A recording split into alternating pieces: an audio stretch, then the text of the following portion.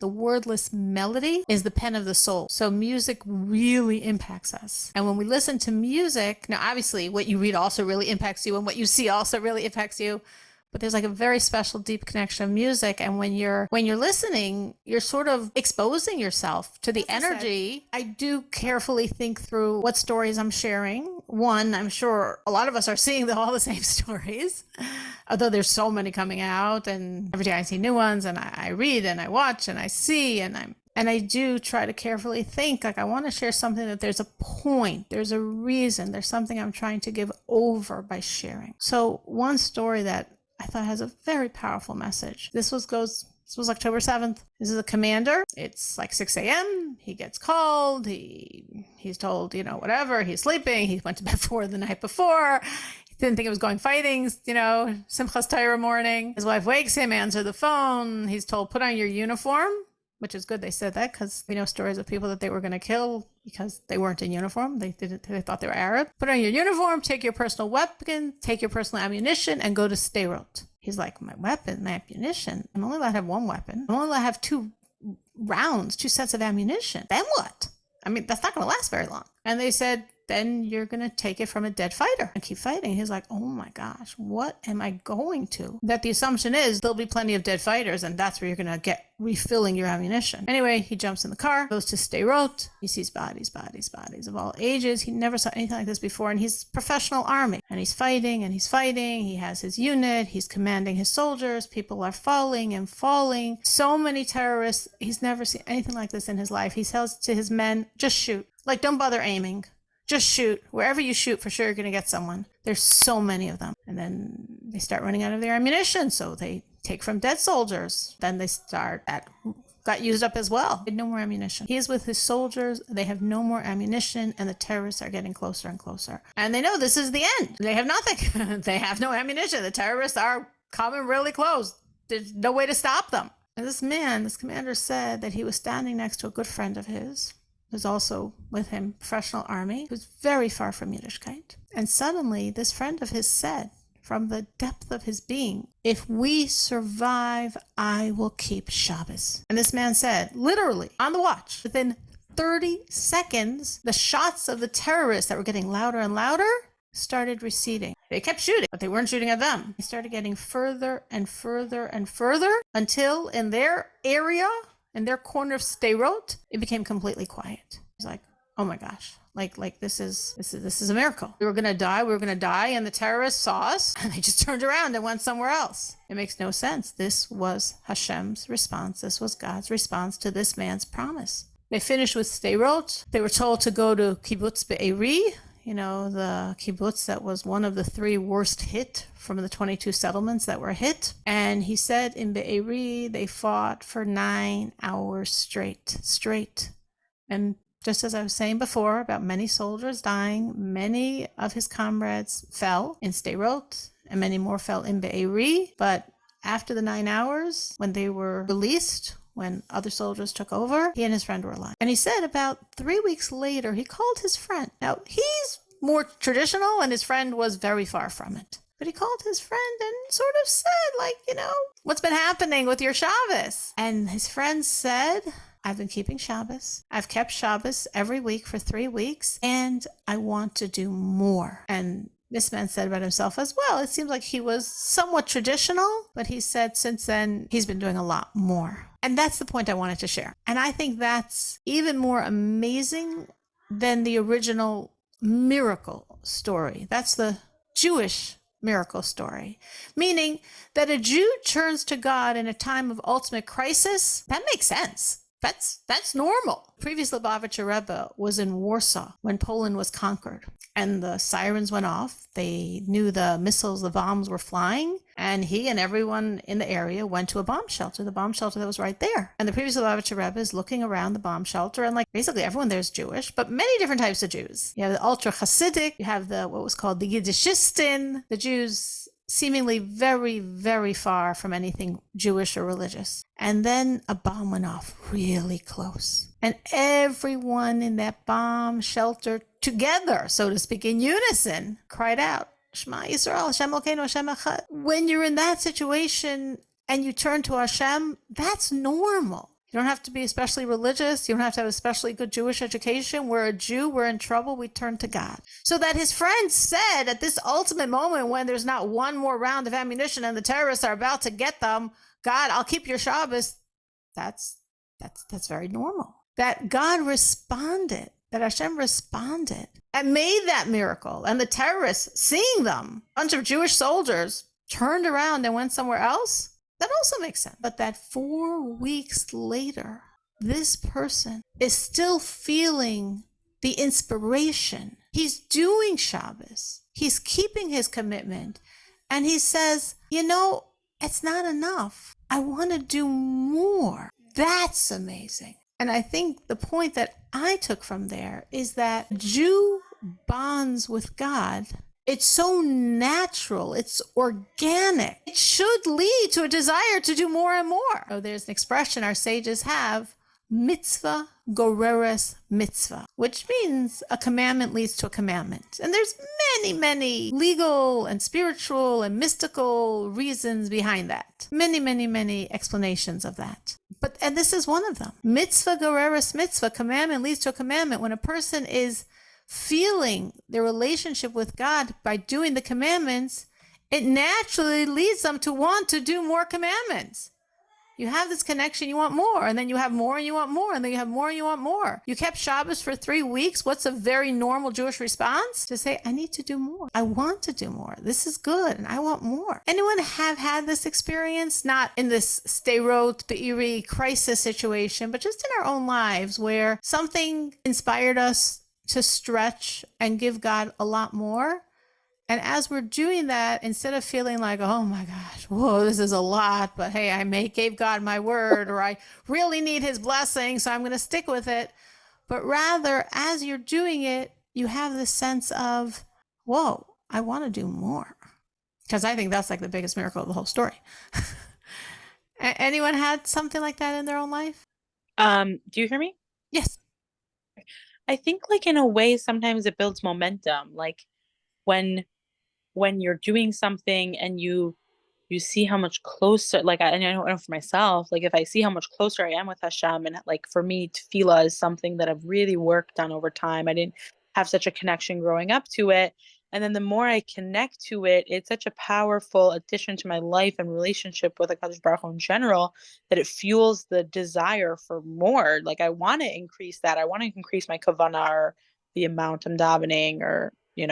I think a lot of kids don't relate so much to davening. I think that's very normal. Not all of us, but sometimes as we grow up, we get it more that this is such a special opportunity, that we're really talking and he's really listening and it's really powerful. I mean, we talk to God all day long, but there's something special about doing it like his way, his words, his times.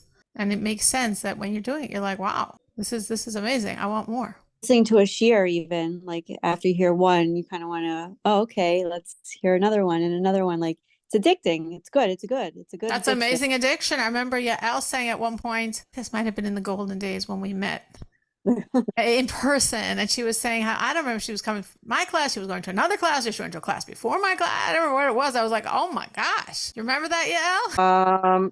No. It was some 2 classes in a row that you were going from one location to another. I think that was only twice that I did that. Okay, so at least one of the times you shared it with me. So Okay. I was like, wow, that was so impressive. I caught you on the right day, right? But yeah, that's what Miriam's saying is true. Imagine you go to a class and you're like, whoa, I want to keep learning. Why do I not? Or you listen to something amazing online, or you watch something inspirational, or you hear something inspirational, you're like, let me find more. Right. There's a podcast called Meaningful People. It's addicting to listen to it. It's amazing. Yeah. And does it inspire you? It does. Yeah. That's beautiful. It's like if something inspires us, something keeps. What does inspire mean? It means like makes us feel closer to Hashem, or wanting more, or desiring a deeper relationship. And whatever we find that like works, take more. There's an expression, I think it's from the 4th Lubavitcher Rebbe, the Rebbe Marash, said that there's 3 things that affect you. If they didn't affect you, it means you didn't have enough. He said money makes you crazy. If you're not crazy, you just don't have enough. Mashka makes you drunk. If you're not drunk, you just didn't have enough. And Chassidus makes you godly. And if you're not godly, you just didn't have enough. So as we take more, and then that makes us want to take more, and that makes us want to take more, yes, that's Mitzvah gereris mitzvah. That's the spiral that's supposed to be in our relationship with God. Absolutely. And what? I'm sorry for interrupting. Even just listening, something that I never really used to do is listening to Jewish music. And it actually makes you feel, I don't know, like it makes you feel good. My sister was at Yishai Rebo's concert in Madison Square Garden. She said, this guy has brought every sect of life to his concert. I mean, she said, from Tzioni to you name it, they were all there. Not from Black Hat, you know? She's like, it was truly, truly amazing. When did you start listening to Jewish music? Just like here and there, you know, it's like, it depends who it is, you know. It's very special to do that. Why is it so special? Because music has a very powerful relationship to our soul. It says the nigun, the wordless melody, is the pen of the soul. So music really impacts us. And when we listen to music, now obviously what you read also really impacts you and what you see also really impacts you. But there's like a very special deep connection of music, and when you're listening, you're sort of exposing yourself to the energy of the composer, of the writer, of the singer, of the instrumentalist, like all of these people that are involved in creating this music. So when you think of what the music industry is like and the energy probably of the composer and everyone involved on every level, it's very impactful. So it's really special to say I want something higher. I want to try to listen to Jewish music. It really is. Really is. Really is. Very, very, very important. Another idea that I think we see specifically in this war is how naturally spiritual we see the soldiers are being. Now, all of us are not so young. We've seen other wars in the past. And I've never seen it like this. That the soldiers are saying, we're here, we can't, participate in Shabbos, keep Shabbos and have us in mind, light the candles, have us in mind. We want tzitzis, we want tefillin, we want to say for Torah, we want to learn. I never saw it like this before. And I think what I was thinking, which might not be true, but I was thinking it's like maybe I'm comparing it in my head now, not meaning it in a negative way, but if you speak to people sometimes in a shiva house and they're very raw, like all their barriers are down. Not everyone, but I've seen this with a lot of people that no filters. They just lost their filters because of the intensity of what they're going through. And I almost feel like that's what's going on, that it's such a intense situation. What we as a people went through on October 7th and since is so intense. It's like so raw. It ripped away our filters. It ripped away our barriers. And when you take away those barriers, when you take away those filters, there's sort of a very natural access to Hashem. There's a natural access to God that very often is covered over with all the layers we wear. But when those layers are ripped away, what comes out is a desire for God. I think we see this in ourselves, in the spiritual brigade, and I think we see this a lot in the soldiers. This was a while ago, made a big impression on me. This was a husband and father of captives. His name was Yoni Usher. Seemingly not religious, and he was speaking in the European Parliament about the hostage situation. He spoke very well, he spoke in English, and he made a very good impression. And then at the end, I don't know if you've seen this, he just stood up and he said the Shema, like just very powerfully. It was like so raw. It was like, what's he doing? First he's speaking like a gentleman, like a speaker, like someone normal, like someone rational. And then, I don't know how I translated it. He's saying, like, for all my nice English, for all my smooth words, in the end of the day, the most important thing is we are Jews. That's our strength. And that's more important than anything else. And 2 weeks later, Hashem, so to speak, repaid him for that Kiddush Hashem, and his wife and his 2 children were released. But it was such a sense when I saw it, I was like, wow, that's a Jew. Doesn't make a difference what he does or doesn't do, knows or doesn't know. In that moment of duress, or I'm saying when we're raw, where everything else is ripped away, that's what comes out. There was that beautiful story, I think probably a number of you saw. This Rabbi Sayegh was talking about in the March of Washington, and he sees this guy so far from Judaism, and he's covered in tattoos, and the whole 9 yards. I don't. It's a long story, and I'm sure a number of you have seen it, but I just felt it was the same point. And he lives in a city 9 hours away, and they were supposed to take a bus, and the bus driver refused to take them because he doesn't want to bring Jews to a Jewish rally, and they jumped into an Uber and spent $900, and he says, Rabbi, bless me that I'll marry a Jewish girl. There's nobody really Jewish where I'm from, but I'm sort of done with the Gentile world. And the rabbi's like, I can't bless you. I'm a synagogue rabbi, Maybe to you I look very holy, but I'm just a regular, synagogue rabbi. I'm nobody that can bless. And he said, when I was a child, my great-grandfather said to me, when you see someone that looks like me, I guess his great-grandfather was religious, they can bless you. Rabbi, bless me that I'll find a Jewish girl. And very unwillingly, uncomfortably, the rabbi blessed him. And they exchanged contact information, and they each disappeared in the masses. And a few weeks later, he gets an email from him and the guy says, Rabbi, you were wrong, and my great-grandfather was right because I met a Jewish girl at the rally. And it was such a sense of I only know the story as this story, but it is from a reputable source.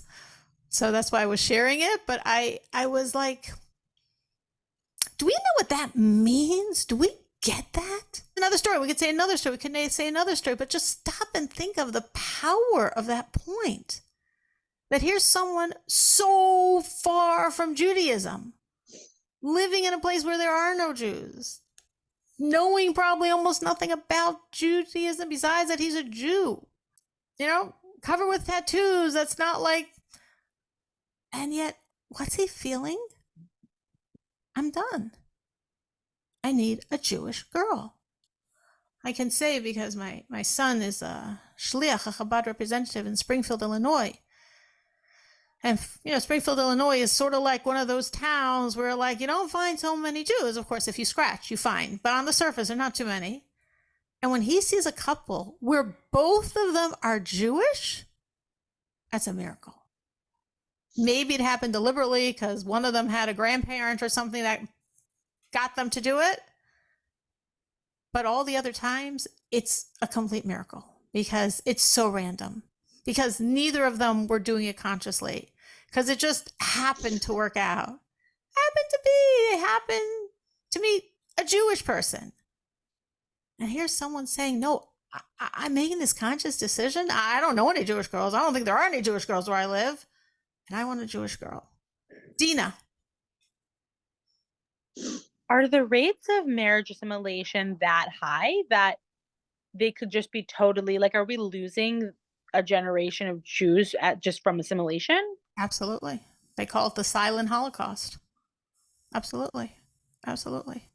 Does anyone know anything about that? I feel like no one's talking about that. I don't know. Or maybe it's just me. Maybe Absolutely. 100%. I always encourage women in my classes, let's say in my Monday class where, they're becoming connected to God themselves, but most of them for sure, they're the only ones, maybe with their spouses, maybe not. And I always encourage them to influence their children if they can, their grandchildren, whoever's the generation that they could influence, marry Jewish. Anyone I could speak to that has not religious children or grandchildren, just keep telling to them, just whatever, you can put on them. They have to marry Jewish. Yes, that's a huge, huge, huge thing that just continues Judaism. If you know nothing else, you have to marry Jewish. And there are Jews that got that from their grandparents, and knowing nothing else, they did marry Jews because of that was so important to a grandmother or grandfather, and they just really pushed it. But normally, right now there's 15 million Jews in the world. Let's say 3 million are religious. That's 12 million other people. 12 million other people, most of them do not have a specific commitment to marrying another Jew. That is what's happening in the world. But That's The so world's sad. turning around, and this October 7th is turning around a lot of people. And maybe, maybe a lot of people are making that decision of like, this is really what the world thinks about us. This is really what they think under the surface that's now coming out. And I'm going to marry someone like that. A girl in my class in college, she is Jewish, and I didn't even know. She's the furthest like looking from anything, and she said her mother's Jewish, her grandmother's Jewish, and she was raised in like a half Jewish, half Catholic house. So, but she's Jewish, and And she said knows she's Jewish. she knows she's Jewish, and her grandmother even like lights candles. She said, and they did like a half Hanukkah. I don't even know, like very, very not involved. And she like made a comment to me, and I thought it was so interesting. She said something like, I've had my fun now. Like now that I'm ready to settle down, I just need to find myself a Jewish guy and settle down. And I was so surprised that like she looked at it as like her relationships when she was like young that didn't matter, didn't really care. But now that she's looking for something serious, she just needs like a Jewish guy. And I thought that was fascinating that they encouraged her to be like liberal and mixed religion in every other way except this one. I thought that was so beautiful. That's amazing. That's amazing. And there's many stories I know, many, many, many stories I know along these lines. And definitely for any of us, if we have any relationship with someone, the most basic, simple message that you want to give across is to marry a Jew. And you never know when you give that message who is hearing it. I said there's 15 million Jews in the world.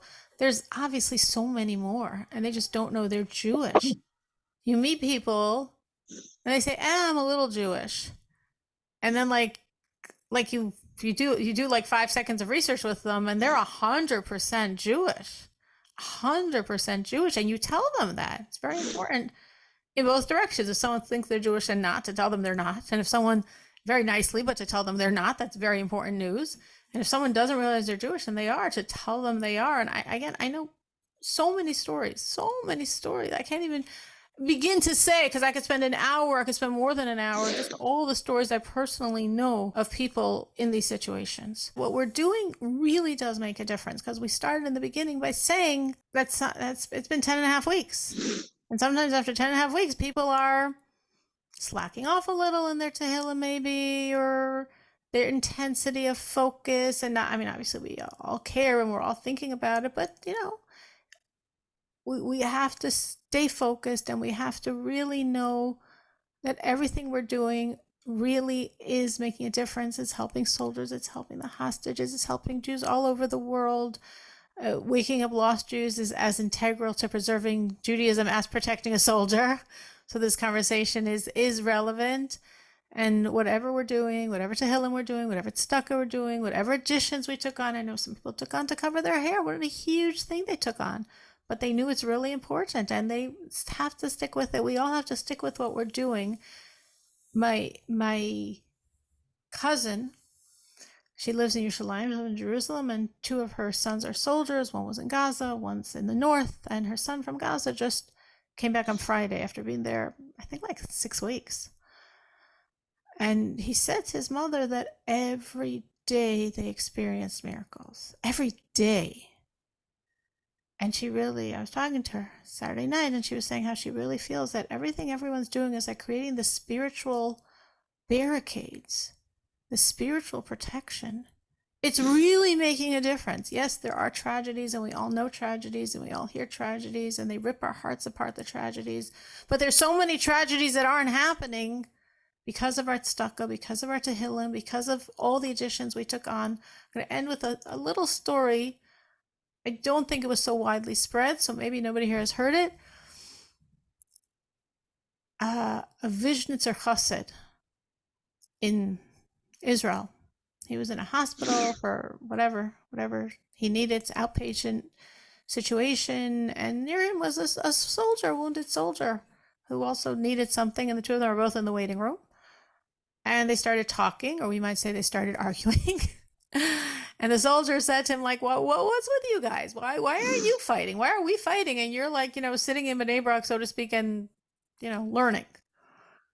And the Vizhnjar Chassid said, no, we are fighting. We fight in a different way, like Miriam's son's Rebbe told him. We're part of the brigades. We're the spiritual soldiers. And he's like, come on. Like, I'm in Gaza and you're fighting, going to your kollel. And he said, yeah. And he said, actually, we each took on like specific soldiers that all of our Torah study, all of our prayers, all of our commandments should be for. And people are doing this all over the world and all over Israel. Children, adults, people take on for this soldier, for this hostage. That's what we're doing. And the soldier was like not very impressed. Like really like, yeah. You know the name of the soldier you're protecting? And he said, yeah, and he said it. And the soldier was like, oh my gosh, that's my name. Everything you're doing, everything you're learning, everything you're studying, everything, all your prayers was all to protect me? Now remember, he's wounded. And the Vizhnjar Chassid was very shaken, and the soldier was very shaken. And what are the odds of this happening? And then the Chassid says to him, he says, tell me, I see you're wounded. When did this happen? And he said, oh, and he told him the day. He said, okay, what time did it happen? And he told him the time. And the Chassid said, that day, that time, it was 7:00 in the evening. I was supposed to be in Kailo, and I was late that day. I didn't make it on time. And that's when he got wounded. I think this point is so real. What we're doing every time we push and say another chapter of Tehillim, and we give more tzedakah, and we do whatever we took on to do, it truly is making a difference. Will we know who we're saving? There was a little girl I was davening for, one of the hostages, and Baruch Hashem, she got released. I have two other hostages I'm davening for still. But when she got released, I had such a deep sense of connection. Now, she doesn't know my name. I doubt she'll ever know my name. I know her name. But I know that every day I was davening. And a woman I'm very close to, she said to me recently, she said, they were giving out names of hostages. I didn't tell her I want to take one. Like, I didn't want that responsibility. And I took a name, and I've been davening, and now they just found his body in Gaza. And I'm like, what are you talking about? I said, maybe because of your davening, they found his body, and he's going to merit to have Kvuras Yisrael. Think of the bodies that they didn't find, that we haven't found yet. Everything we're doing, even if the way the script is panning out isn't our version, but nothing that we're doing is a waste. And no matter how many weeks it's been that we're doing this, we have to keep it up. The soldiers can't slack off, and we cannot slack off. We have to keep it up. We are making a difference, and lots of stuff in life get in the way, and we have to keep it up because we're the spiritual brigade. We're partnering with Hashem, partnering with the soldiers to win this war.